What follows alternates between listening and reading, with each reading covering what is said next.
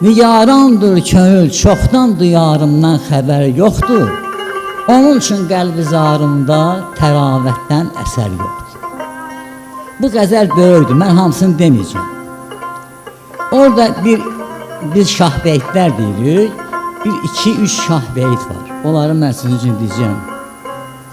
Deyir, mən etdim şövlə-i ahimlə rövşən, rah-ı səhrani. Mənim ahım qədər Məcnunun ahında şərər yoxdur. Bir dənə ah çəkib, səhra işıqlanıb. Amma Məcnun ömrü boyu qaranlıqda gəzdilər.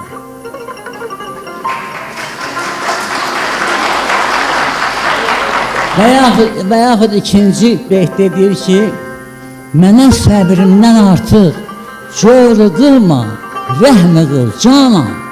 Necə tabi eyləyim, cövrün qədər səbrim əgər yoxdur.